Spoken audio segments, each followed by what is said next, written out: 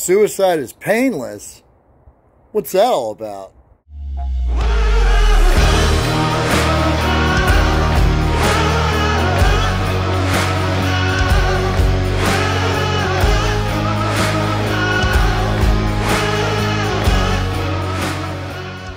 Hey, what's shaking, Warfighter Nation? Ron here with Warfighter Ranch and Isaiah 6.8.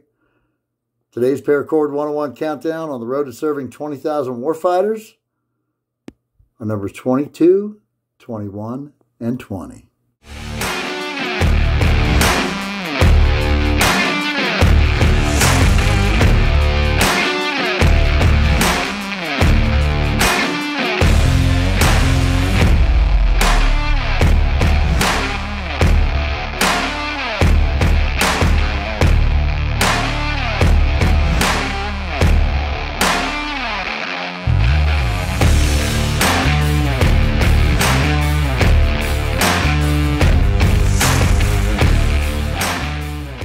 Put your snorkels on, boys and girls.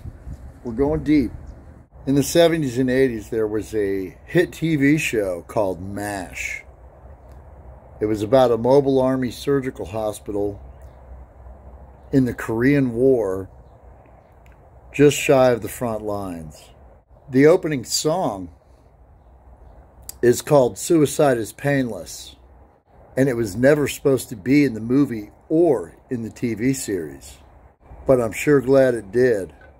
Those iconic guitar chords at the beginning just set the tone for the show and what you know you're going to get into. It was written in 1970 for an important scene, ironically called The Last Supper. It's been debated for decades now, the intent of the song, that is. The composer's intent was to write the stupidest song ever written, alluding to the chaotic nature that is war, and in an environment where we were on the heels of the tail end of the Vietnam War and at the height of the public protests. So the composer enlisted the help of his 14-year-old son, who wound up co-writing Suicide is Painless. Having been on both sides of this issue myself, I can only imagine how difficult it must have been for that teenage boy looking through those youthful eyes of that generation. Anti-war sentiment over Vietnam was at its peak. Sex, drugs, and rock and roll was turning into public outrage, and they thought those were crazy times.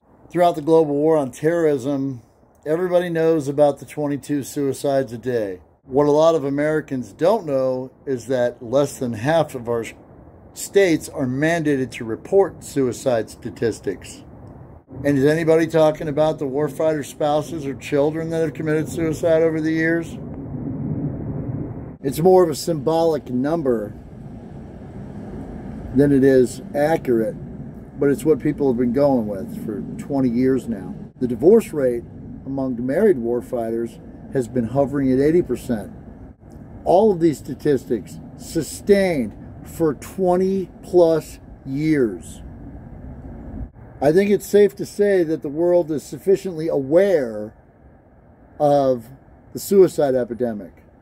So I don't feel like awareness is the real issue. That's why we engage in counter-suicide ops. We don't work with statistics or numbers. We work with people, one at a time. We walk beside them. We find them where they're at and we walk beside them. And it would be really hard to judge somebody for feeling suicidal or attempting suicide when I myself have attempted suicide. I'll tell you more about that in a minute. Our approach is a proactive one as opposed to a passive one. We're not concerned so much about statistics and numbers as we are about people, one at a time.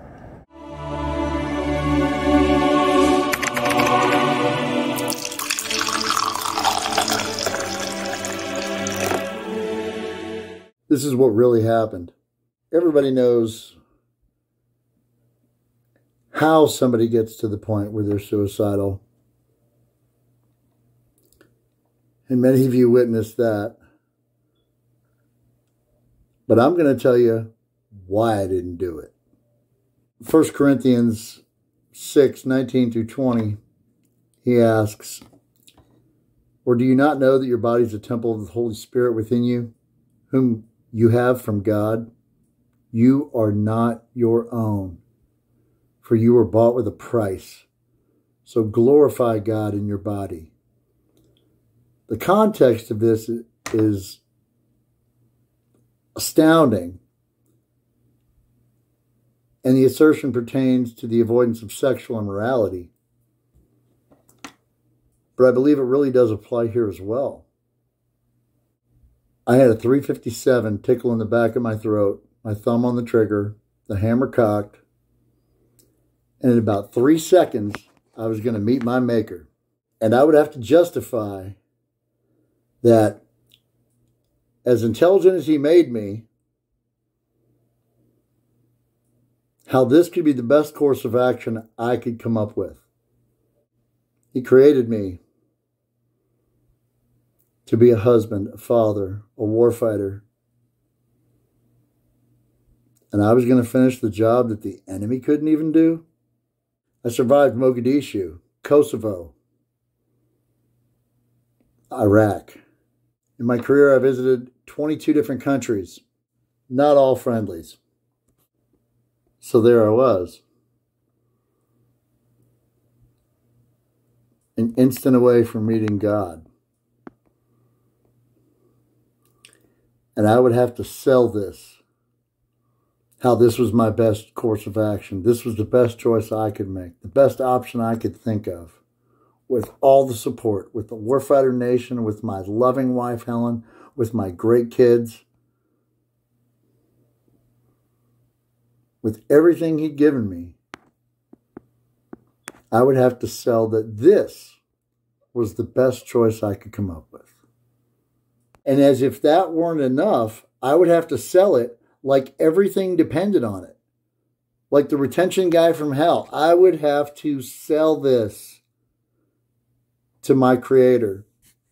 It was the culmination of a spiritual battle that had been raging inside of me for 25 years, keeping me indoors the majority of that time, including when I was active duty.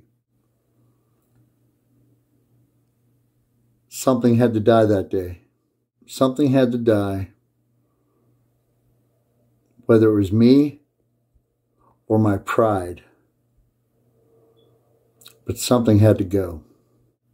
And not even I could BS myself to that level. God knows exactly who I am. He knows exactly how prideful I was. He knew it would take going to that level for me to back off. There's 3 things that warfighters do exceptionally well, exceptionally hard. They train hard, they fight hard, and we love hard. I took a 3-year hiatus from social media, and to this day, I still occasionally hear, man, I thought you died.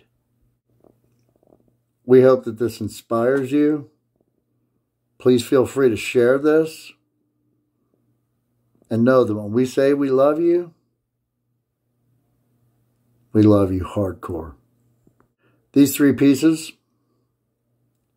2 with battle crosses, 1 in solid black, called In Memoriam, is a Trinity Helix braid. The other is an infinity braid with red highlights, symbolizing the blood that we've lost. And the third is a Trinity Helix braid with a rotating pistol revolver cylinder. The solid black piece we are donating to Awareness 22 to help with their efforts and everything that they do for the warfighter community. The patriotic Battlecross version we'd like to donate to Mission 22 to help continue with their efforts. And the third piece with the rotating pistol cylinder is available for adoption via donation of $40 or more to warfighterranch.org. We all ride the pride train from time to time,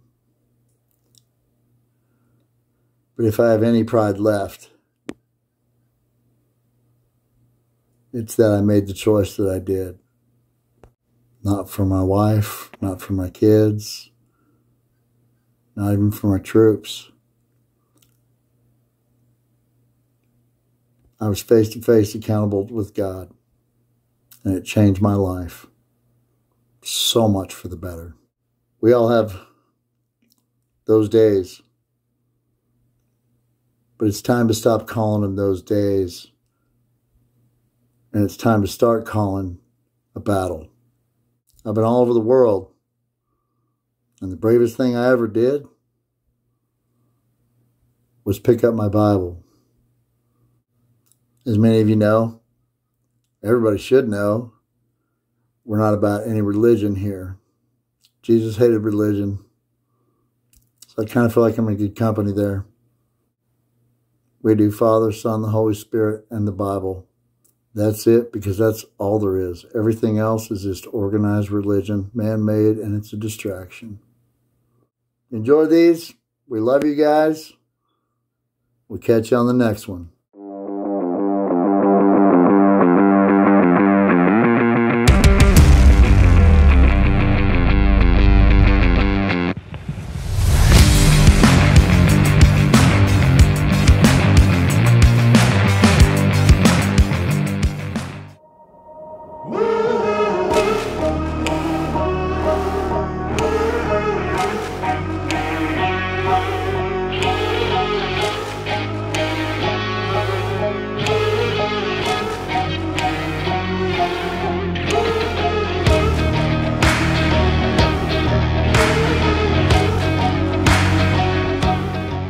Anyone can tie knots. What we do here is the art of spiritual warfare. Next mission, time now. Smoke Vet 6, this is Smoke Jumper 7. Roger that. Next mission, time now.